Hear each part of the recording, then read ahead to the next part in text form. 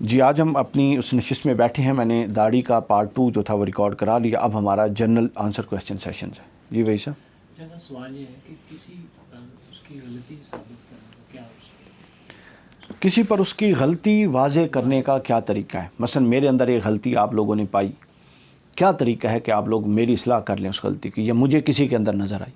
تو اس کے 2 طریقے ہیں. ایک طریقہ تو یہ ہے جو یہ اپنایا گیا یوٹیوب پہ یا فیس بک پہ، اگلے کو گالیاں دیں، لعن طعن کریں. اور گالیوں کا اور لعن طعن کا حکم میں نے بتا دیا.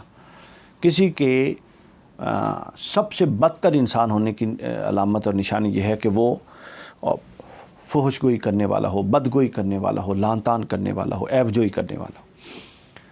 جو طریقہ قرآن مجید بیان فرماتا ہے اور سنت نبوی سے ثابت ہے وہ طریقہ میں بتا دیتا ہوں. 4 چیزوں کا لحاظ رکھنے: اختلاف، مخالفت یا غلطی کو ستارتے ہوئے. پہلی بات، اخلاق حسنہ کا دامن نہیں چھوڑنا. یعنی آپ اگر اس سطح پہ اتر آئیں اور اتنے ہی اگریسو ہو جائیں، اتنے ہی غصے میں اور ایسے ہی کلمات بولیں تو فرق تو کوئی نہ رہ گیا. سب سے پہلے اخلاق حسنہ. دوسرا ہے شستہ زبان ہو آپ کی. آپ بات کریں تو آپ کی بات کہ یہ نہ ہو کہ آپ کانپ رہے ہوں غصے میں اور آپ سرخ لال ہوئے ہوں، آپ کا اپنے اوپر کنٹرول نہ ہو اور آپ جناب چڑھ دوڑنے کے لیے تیار ہوں. ایسا نہیں ہونا چاہیے. دیکھیے آپ اس کے نگہبان نہیں ہیں کہ اس کو کان سے پکڑ کے حق کی طرف لے جائیں گے. آپ کی ذمہ داری دلیل کے ساتھ، ریزن کے ساتھ اگلے کے پر اس کی غلطی کو واضح کر دینا ہے. بس غلطی واضح کر دینے کے بعد بھی اگر وہ نہیں مانتا تو آپ ذمہ دار نہیں ہیں. تو پہلی چیز ہے اخلاق حسنہ. دوسری ہے شستہ زبان. تیسری اور سب سے اہم چیز جس کو نہیں عام طور پہ لوگ فالو کرتے، لوگ تو خیر اس کو بھی اکثر فالو نہیں کرتے، شستہ زبان اور حسن اخلاق، وہ ہے مضبوط استدلال اور مضبوط دلیل. جس کو آپ سمجھانا چاہ رہے ہیں اس کے موقف سے آپ کو اختلاف کیا ہے، آپ کے پاس مضبوط دلیل ہو اپنے موقف کے حق میں اور اس کے موقف کے اختلاف مخالفت میں. مضبوط دلیل کے ساتھ آرگومنٹ سے آپ بات کریں. ہمارے یہاں آرگومنٹ ہے ہی نہیں سرے سے. ٹھیک ہو گیا. وہ لوگ ہیں، میں یقین سے کہتا ہوں، جن کو شاید داڑھی کا لفظ لکھنا بھی نہیں آتا، انہوں نے بھی کہا یہ غلط ہے. تو تیسری چیز یہ ہے کہ آپ کے پاس ریزننگ ہو، آپ کے پاس لاجک ہو، استدلال، اپنے موقف کے حق میں استدلال ہو. چوتھی چیز یہ ہے جی، دوسرے کے نقطہ نظر پر جرح کرنے کے آداب آپ کو آتے ہوں. مثلا آپ کوئی بات، آپ کو کسی اور مذہب کے بندے سے، عیسائی سے بات ہو رہی ہے، تو آپ اگر اس کی اصلاح کرتے ہوئے جو اس کے مقدسات ہیں ان کی توہین شروع کر دیں گے، آپ کے تو نہیں ہیں، ہندو سے بات ہو رہی ہے، اگر آپ اس کے مقدسات کی توہین شروع کر دیں گے تو آپ کا کیا خیال ہے آپ کی صحیح دلیل پر وہ غور کرے گا؟ کبھی بھی نہیں کرے گا. ہمارے ہاں یہ اس لیے تو اہل سنت اور اسلام سے نکالنے کا رجسٹر ہر ایک کے پاس ہے، ڈالنے کا رجسٹر نہیں ہے، چونکہ ڈالنے کی اہلیت چاہیے. سچی بات ہے، ڈالنے کی اہلیت نہیں ہے. اچھا، تو اگلی بات یہ ہے کہ آپ ریزن کے ساتھ اس کے نقطہ نظر سے اختلاف کریں اور اس کے مقدسات کا لحاظ رکھ کے اس کے موقف پر جرح کریں. آپ کا کریٹیسزم بڑا ٹیکنیکل ہونا چاہیے.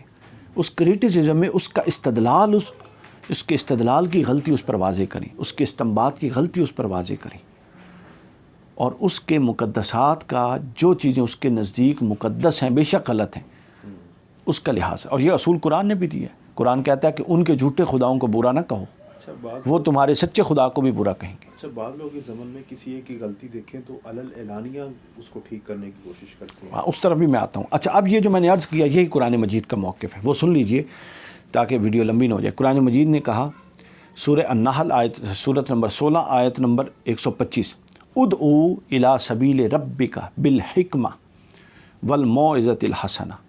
اللہ فرماتا ہے کہ اے محبوب صلی اللہ علیہ وسلم، آپ اپنے رب کی راہ میں حکمت اور عمدہ نصیحت کے ساتھ بلائیں. اگر حضور علیہ السلام کو یہ کہا جا رہا ہے کہ آپ بھی حکمت اور عمدہ نصیحت کے ساتھ بلائیں، تو آپ کو اور ہماری کیا لیول ہوگا؟ آپ خود اندازہ کر لیں. اچھا، اور بڑی خوبصورت بات، وجادلہم، اور ان سے اگر بحث ہو جاتی ہے نا، وجادلہم باللتی ہی احسن، احسن کا حسن نہیں کہا. اگر بحث مباحثہ ہو جائے تو ایسے انداز میں نہ کریے جو اچھا ہے، ایسے انداز میں کریں جو سب سے اچھا ہو سکتا ہے، ممکنہ طور پہ حسین ترین انداز ہو سکتا ہے. آگے ایک ایسی بات کی جو ان لوگوں کے منہ پہ تماچا ہے جو سمجھتے ہیں کہ صرف وہی حق پہ ہیں اور سارے باطل ہیں۔ قرآن نے پتہ کیا کہا؟ اب میں آپ کو سمجھا رہا ہوں، آپ مجھے سمجھا رہے ہیں۔ اللہ نے دونوں کو پھر ڈرنے کا درس دیا۔ اللہ نے فرمایا اِنَّ رَبَّكَ هُوَ أَعْلَمُ بِمَنْ ضَلَّ، تم نہیں جانتے کہ حق پر کون ہے اور گمراہی، اللہ جانتا ہے کہ گمراہ کون ہے، اس کی راہ سے ہٹا ہوا کون ہے، عن سبیلہ، وَهُوَ أَعْلَمُ بِالْمُهْتَدِينَ، اور ہدایت یافتہ کون ہے یہ بھی وہ جانتا ہے۔ بس تمہیں جو سمجھ ہے، تم اس سمجھ کو اگر صحیح سمجھ رہے ہو تو اس سمجھ کو دلائل کے ساتھ اس تک منتقل کر دو، پہنچا دو۔ اب یہ بھی ہو سکتا ہے کہ جو سمجھ رہا ہے کہ وہ صحیح ہے، حقیقتاً وہ غلط ہو اور دوسرا صحیح ہو۔ یہ قرآن نے کہہ دیا کہ اللہ جانتی ہے۔ ترجمہ میں پڑھ رہا ہوں آیت، اِنَّ رَبَّكَ هُوَ أَعْلَمُ بِمَنْ ضَلَّ عَنْ سَبِيلِهِ، اللہ ہی ہے جو جانتا ہے کہ کون اس کی راہ سے بھٹک گیا، اور وہی ہے جو جانتا ہے کہ ہدایت یافتہ کون ہے۔ تو لہٰذا تم اپنے نقطۂ نظر کو اچھے طریقے، اگر سمجھتے ہو کہ درست ہے تو اس کو اچھے طریقے سے آگے منتقل کر دو۔ تو یہ طریقہ کار ہے جی کسی دوسرے کی اصلاح کرنے کا، کہ اخلاق کے ساتھ پیش آیا جائے، شستہ زبان سے پیش آیا جائے، مضبوط دلیل سے استدلال کیا جائے۔ اور آخری آپ کی بات ایڈریس کر دوں، حضرت علی سے اس حوالے سے ایک روایت موجود۔ حضرت علی سے کسی نے پوچھا، حضرت علی نے فرمایا کہ دوست کی اصلاح ہمیشہ تنہائی میں کرو۔